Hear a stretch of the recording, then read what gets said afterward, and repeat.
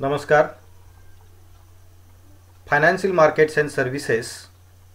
या घटकाच्या अंतर्गत यापूर्वी आपण क्रेडिट रेटिंग एजन्सीज म्हणजे काय, क्रेडिट रेटिंग एजन्सीच्या objectives, credit rating methodology and importance of credit ratings या घटकांच्या अनुषंगाने यापूर्वी आपण डिस्कशन केलेलं आहे. आज आपण या देशातील वेगवेगळ्या आणि अत्यंत महत्त्वाच्या क्रेडिट रेटिंग एजन्सीपैकी एक अत्यंत महत्त्वाची संस्था म्हणजेच इक्रा, की जिला आपण investment information and credit rating agency of India, शॉर्टमध्ये आपण इक्रा असे आपण म्हणतो, भारतीय भांडवल बाजारातील अनेक वेगवेगळ्या प्रकारच्या क्रेडिट रेटिंग एजन्सीमधील ही एक अत्यंत महत्त्वाची संस्था असून या संस्थेविषयीची अधिक माहिती आज आपण घेणार आहोत. इक्राच्या स्थापनेबाबतची पार्श्वभूमी किंवा तिचं बॅकग्राऊंड जर आपण पाहिलं तर भारतीय भांडवल बाजारामध्ये अनेक वेगवेगळ्या प्रकारच्या संस्थांप्रमाणेच 1991मध्ये या इक्रा या संस्थेची स्थापना झाल्याचे आपणास दिसून येते. ही संस्था एक पब्लिक लिमिटेड कंपनी म्हणून हिची स्थापना झालेली असून ही संस्था इतर कंपन्यांप्रमाणे आपलेही शेअर्स स्टॉक मार्केटमध्ये विक्रीस ठेवत असून त्याची खरेदी विक्री बॉम्बे स्टॉक एक्सचेंज व नॅशनल स्टॉक एक्सचेंजच्या माध्यमातून ही केली जात असते. तथापि इक्रा ही संस्था प्रामुख्याने मुडीज इन्व्हेस्टर सर्व्हिसेस लिमिटेड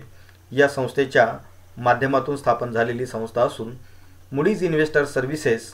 ही त्या ठिकाणी इक्रा या संस्थेची लार्जेस्ट शेअर होल्डर असणारी संस्था आहे. म्हणजेच इक्राच्या एकूण भाग भांडवलामध्ये सर्वाधिक भाग भांडवल हे मुडीज इन्व्हेस्टर सर्व्हिसेस या संस्थेचे असल्याचे आपणास दिसून येईल. मुडीज इन्व्हेस्टर ही जगातील एक सर्वात महत्त्वाच्या क्रेडिट रेटिंग्स इन्स्टिट्यूशन्स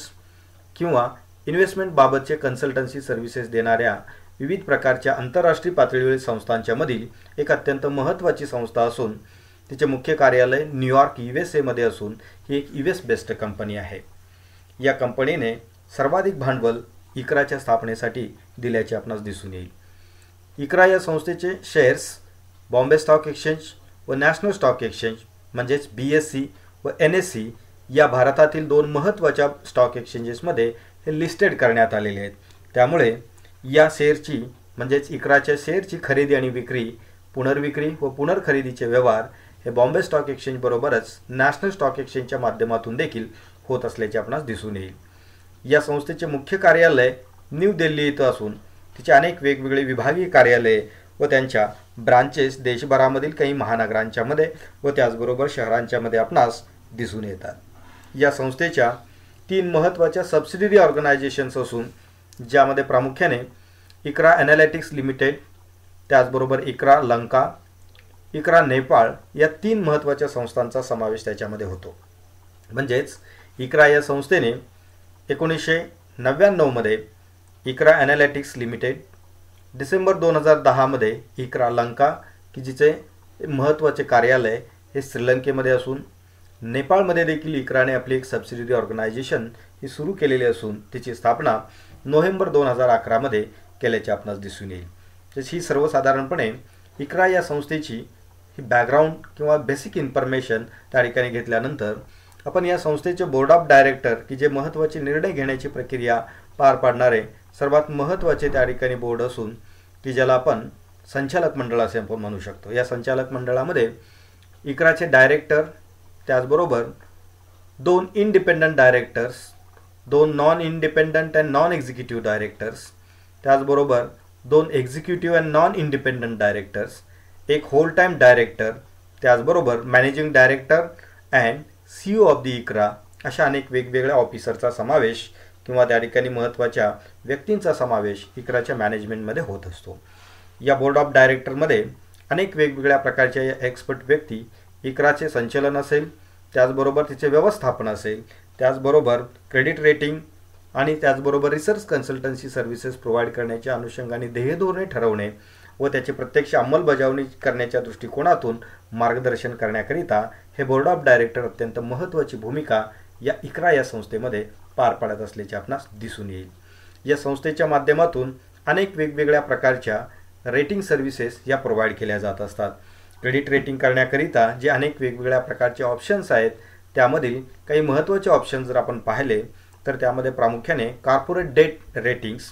म्हणजेच कॉर्पोरेट कंपन्यांच्या बाबतीमध्ये जे अनेक वेगवेगळ्या प्रकारचे डेट इन्स्ट्रुमेंट्स असतात की अशा इन्स्ट्रुमेंटचे म्हणजेच कर्जाऊ रक्कम उभी करण्याच्या दृष्टिकोनातून ज्या वेगवेगळ्या प्रकारच्या सिक्युरिटीज व इन्स्ट्रुमेंटची खरेदी विक्री मार्केटमध्ये केली जात असते अशा सर्व प्रकारच्या डेट इन्स्ट्रुमेंटचे रेटिंग करण्याची जबाबदारी किंवा त्या प्रकारचे कार्य या संस्थेच्या माध्यमातून केले जात असल्याचे आपणास दिसून येईल की ज्यामध्ये प्रामुख्याने मॅन्युफॅक्चरिंग कंपनीज असतील, बँक्स अँड फायनान्शियल इन्स्टिट्यूशन्स असतील, इन्फ्रास्ट्रक्चर सेक्टरमधल्या वेगवेगळ्या कंपनी असतील, सर्व्हिस सेक्टरमधल्या कंपनीज असतील, म्युनिसिपल त्याचबरोबर अदर लोकल बॉडीज आहेत, स्टेट गव्हर्नमेंट्स असतील, नॉन बँकिंग फायनान्शियल कंपनीज असतील, त्याचबरोबर small and medium sector entities असतील, अशा अनेक वेगवेगळ्या प्रकारच्या संस्थांच्या डेट इन्स्ट्रुमेंटचे रेटिंग करण्याची जबाबदारी इक्राच्या माध्यमातून पार पाडली जात असते.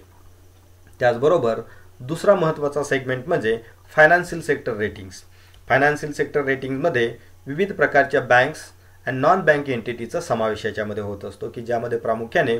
बँकिंग इन्स्टिट्यूशन्स त्याचबरोबर नॉन बँकिंग फायनान्शियल कंपनीज की ज्यांना आपण NBFCs असे आपण म्हणतो,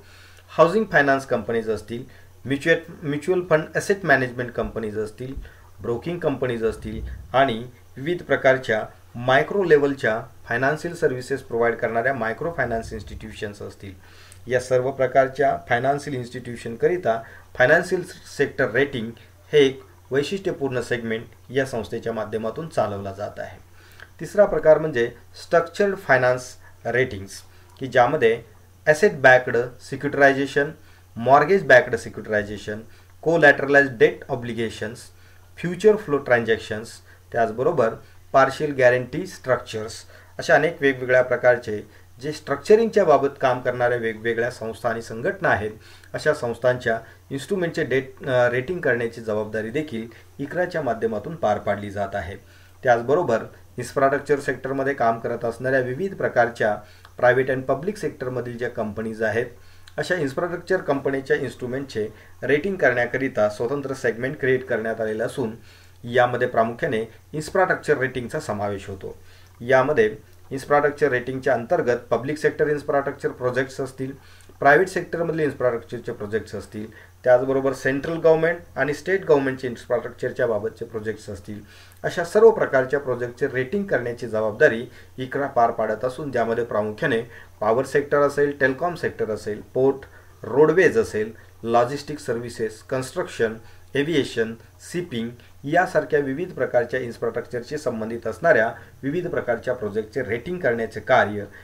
इक्राच्या माध्यमातून केले जात असल्याचे आपल्याला दिसून येईल. याबरोबरच अदर रेटिंगच्या अंतर्गत म्युच्युअल फंड रेटिंग असेल, पब्लिक फायनान्स रेटिंग्स असेल, त्याचबरोबर इन्फ्रास्ट्रक्चर एक्सपेक्टेड लॉस रेटिंग असेल, इक्राच्या माध्यमातून इंडिपेंडंट क्रेडिट इव्हॅल्युएशन सिस्टम असेल, त्याचबरोबर मार्केट लिंक डिबेंचर्स जे आहेत की त्याबाबतचे रेटिंग्स असेल, असे इतर वेगवेगळ्या प्रकारचे रेटिंग्स देखील या संस्थेच्या माध्यमातून केले जात असून त्यासाठी एक वैशिष्ट्यपूर्ण प्रणाली या संस्थेने निर्माण केल्याचे देखील आपणास दिसून येईल. अर्थात या देशातील वेगवेगळ्या प्रकारच्या रेटिंगकरिता इक्राच्या माध्यमातून स्टँडर्डाइज प्रोसेस ही फॉलो केली जात असते. त्यामध्ये कंपनीनुसार त्याचबरोबर कंपनीच्या प्रोफाईलनुसार वेगवेगळ्या प्रकारच्या पद्धती या डिफाईन करण्यात आलेल्या आहेत. तथापि यामधील एक सर्वात महत्त्वाची रेटिंग मेथडॉलॉजी म्हणजेच बँकिंग सेक्टरमधल्या वेगवेगळ्या इन्स्ट्रुमेंटच्या अनुषंगाने किंवा बँकिंग संस्थांचे रेटिंग करण्यासाठी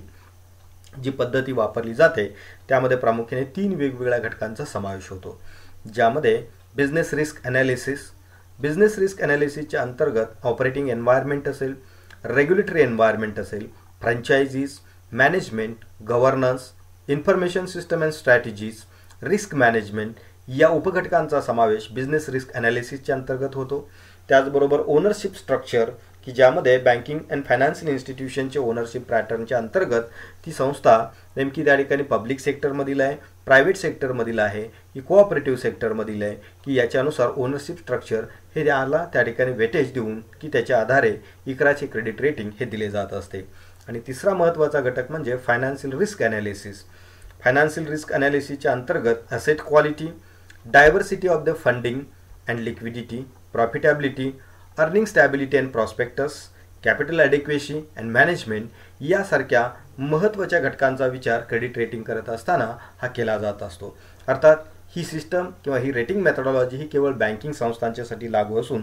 कंपनीच्या प्रकारानुसार किंवा प्रोजेक्टच्या प्रकारानुसार विविध प्रकारच्या मेथडॉलॉजीचा वापर हा क्रेडिट रेटिंग करण्यासाठी हा या इक्राच्या माध्यमातून केला जात असतो। त्याचबरोबर इक्राच्या माध्यमातून जे वेगवेगळ्या प्रकारचे क्रेडिट रेटिंग केले जात असतात त्यामध्ये सेक्टरनुसार त्या ठिकाणी सेक्टरनुसार असणारे महत्त्वाचे काही प्रकार आपण पाहिलेलेच आहेत, परंतु या व्यतिरिक्त की त्या ठिकाणी वेगवेगळ्या प्रकारचे टाइम झोनच्या माध्यमातून असेल किंवा वेगवेगळ्या प्रकारच्या टर्मच्या बाबतीमधले असतील तर अशा प्रकारचे देखील क्रेडिट रेटिंग्स या इक्राच्या माध्यमातून केले जात असतात की ज्यामध्ये प्रामुख्याने ICRA long term rating scale,